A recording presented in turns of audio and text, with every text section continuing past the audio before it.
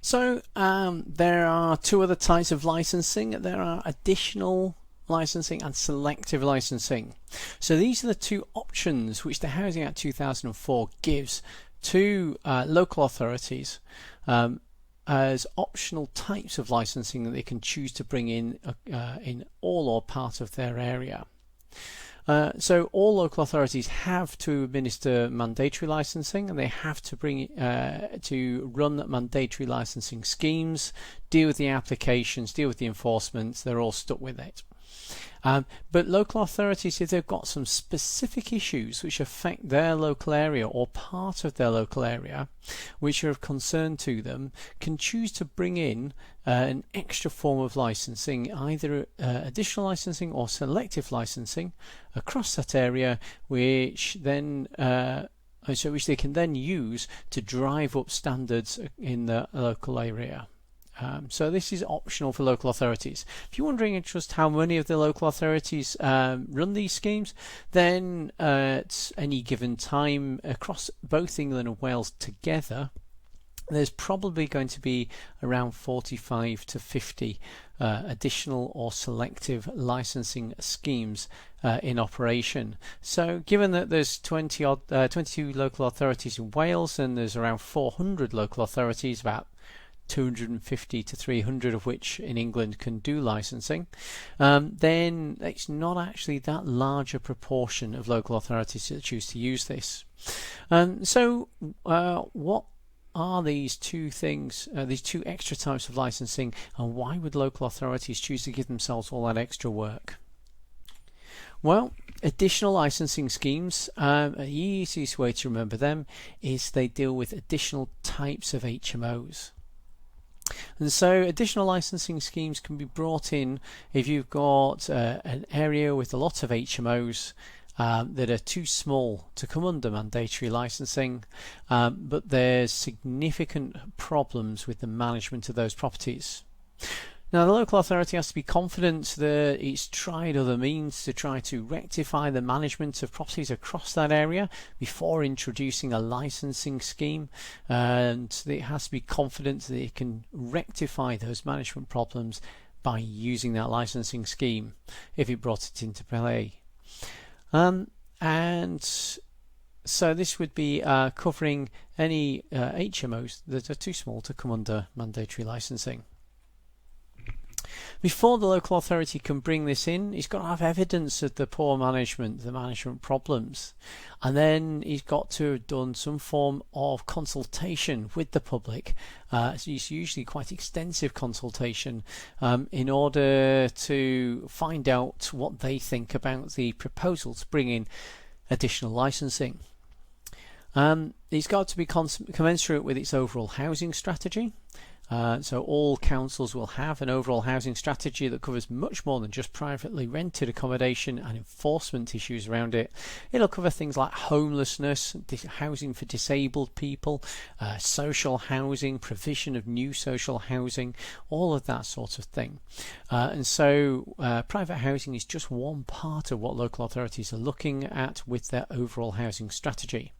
But if they're committed in that overall housing strategy to providing good management of their properties, then where they're in the private rental sector, then you can say that it's commensurate with the overall housing strategy. So once they've brought the scheme in, it can last for 5 years. Now, selective licensing. This selective licensing is for non-HMO properties. So this is anything that's too small to be an HMO. So it's properties that are occupied by single people, properties that are occupied by couples, and properties that are occupied by families. So these all count as single households, so they don't count as HMOs.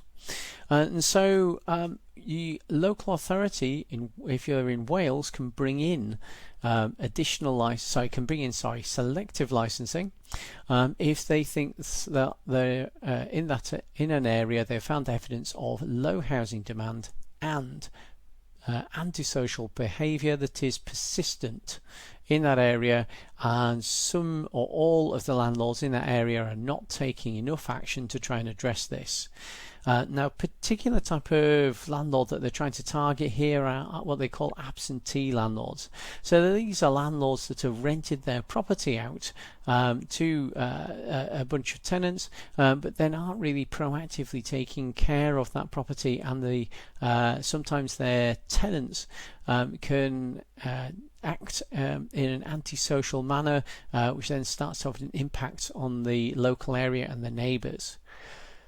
And so the landlords are supposed to take action to control the behaviour of their tenants, ultimately potentially by evicting them if they are acting in an antisocial way, in a persistently causing antisocial behaviour in their area. And this can be the tenants themselves, or it can be their visitors.